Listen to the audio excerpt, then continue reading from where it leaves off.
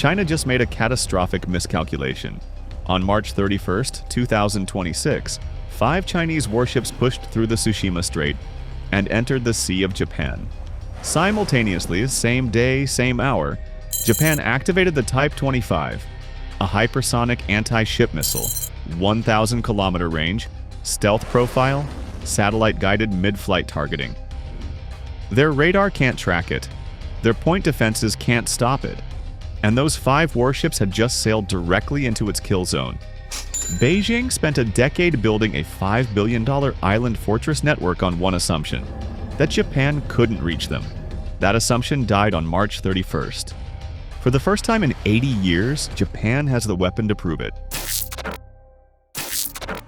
To understand why this deployment has Beijing rattled, you need to understand what China's naval strategy has been built on for the last 15 years. China didn't just build a navy, it built a wall. The South China Sea island fortresses cost Beijing upwards of $5 billion in construction alone. Runways, missile batteries, radar arrays, hangars for fighter jets, each one positioned to extend China's maritime reach 1,500 kilometers beyond its coastline. Add to that 2 operational carrier groups, the Shandong and the Fujian, that China has been simultaneously deploying near Japanese waters. Last June, Japanese intelligence tracked both carriers operating near Japan at the same time. That had never happened before. The strategy is called anti-access area denial. The idea is simple. Make the cost of entering Chinese-controlled waters so high that no adversary would dare challenge you there. And for years it worked. Japan's self-defense forces had short-range coastal missiles. America's carrier groups had to operate from the Eastern Pacific. China was operating in a vacuum. That vacuum just closed. But here's what nobody's telling you about how Japan actually pulled this off.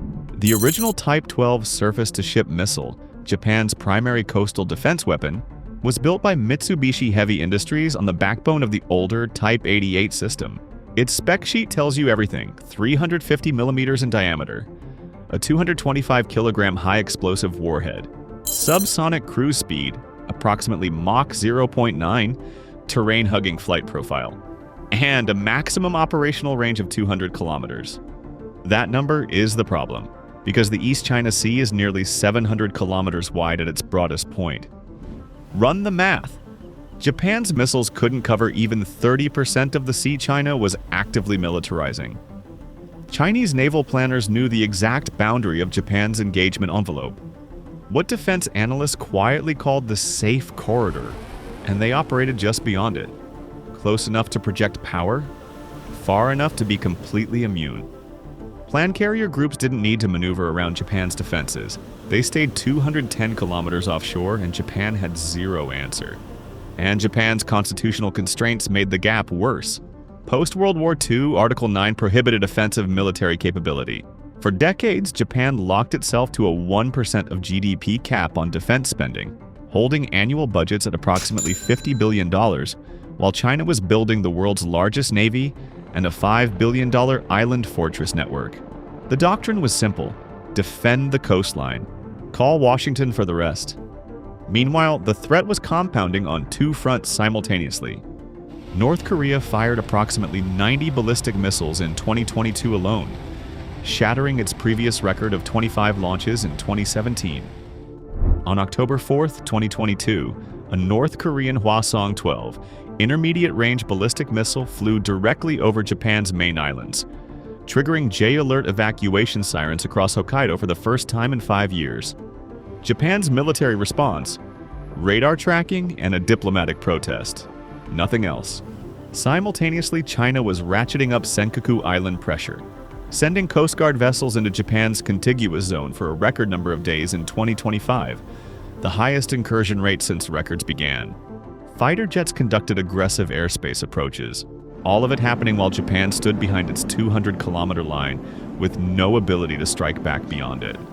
Something had to break, and in December 2022, it finally did, when Tokyo rewrote its own security doctrine from the ground up, officially authorizing counterstrike capabilities for the first time since 1945. But writing a doctrine is one thing. Building the weapon is another. It took 3 years, and what Japan built is not what anyone expected. On March 31, 2026, two weapons became operational simultaneously. And the specifications are not incremental upgrades, they're a category break. The first, the Type 25 surface-to-ship guided missile, deployed at Camp Kengan in Kumamoto Prefecture, Kyushu.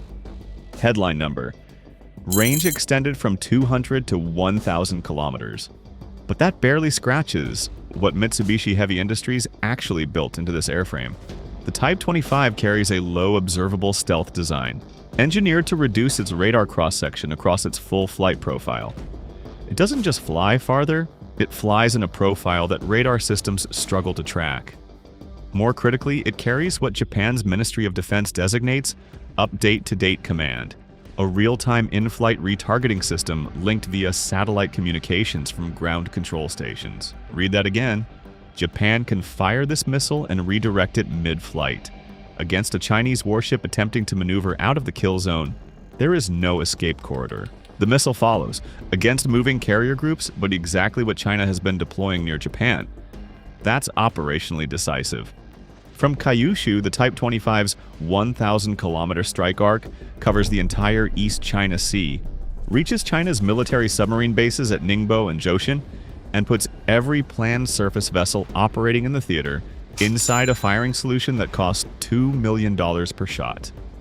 The second system, the Type 25 Hyper Velocity Gliding Projectile, now at Camp Fuji, is a fundamentally different threat class.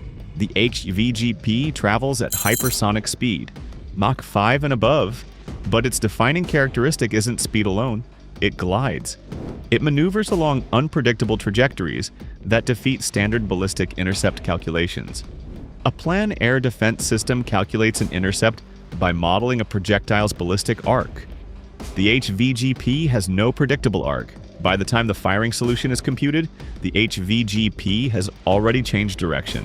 The intercept window at Mach 5 is operationally near zero, and Japan is already developing HVGP variants with planned ranges between 2,000 and 3,000 kilometers, coverage that reaches deep into the South China Sea.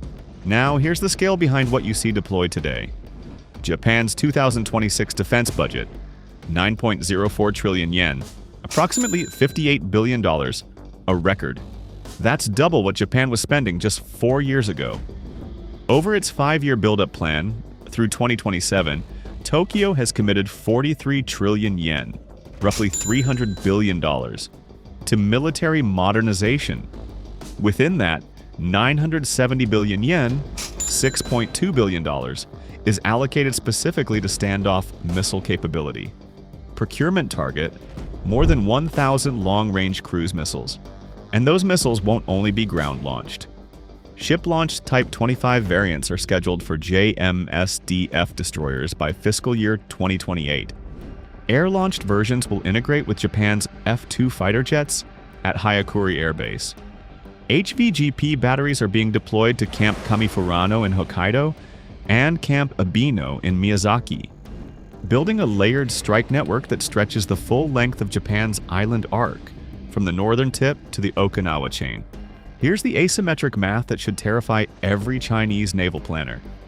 One Type 25 missile costs approximately $2 million.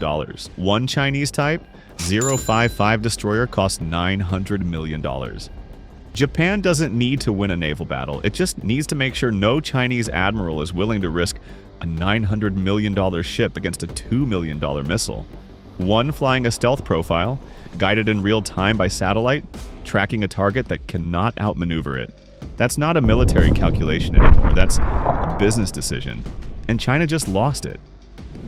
Within hours of Japan's deployment going live, a Chinese naval task force, 5 warships, transited the Tsushima Strait between Japan and the Korean Peninsula and entered the Sea of Japan heading northeast. Beijing called Japan's deployment neo-militarism. Chinese Foreign Ministry spokeswoman Mao Ning condemned it as exceeding self-defense. The Chinese Defense Ministry warned it was a very real threat that may wreak havoc on regional peace and security. Notice what China didn't say. It didn't say the missiles were illegal. It didn't challenge Japan's right to deploy them. It couldn't, because Japan deployed them on Japanese soil within its own sovereign territory, under a revised defense doctrine that is fully compliant with international law. What China actually said was, "We're scared." Because here's what Beijing's military planners now face. Japan has just invalidated the core assumption of China's anti-access area denial strategy. The entire doctrine assumed that Japan was a passive buffer, a nation that would defend its coast and call America for help. That assumption is gone. Japan now has counterstrike capability. That means any Chinese first strike on Japan doesn't just invite American retaliation. It invites a direct Japanese missile response from Japanese soil, targeting Chinese military assets anywhere in the theater. The risk calculation for Beijing has just doubled, and Japan is not stopping at the Type 25. Tokyo's current defense plan calls for additional standoff weapons, including land attack cruise missiles, extended-range HVGP variants, and loitering munitions, essentially kamikaze drones, capable of precision strikes at ranges beyond 1,500 kilometers. The procurement budget has tripled since 2022. China sent 5 warships as a warning.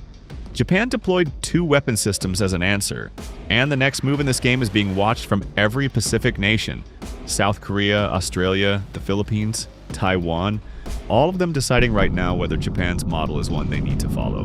The Pacific just got a lot more dangerous for Beijing, and a lot more interesting for everyone watching. Japan didn't announce a new weapon. Japan activated a new reality. The 1,000-kilometer kill zone is live. China's Navy just lost its comfort zone, and Beijing's only response so far has been 5 warships in a strongly worded press conference. If you want to see what comes next, we already covered the weapon that makes Japan's missile network even more dangerous when combined with America's F-47 program. That video is right here. And if this is the kind of intel you want every week, you know what to do.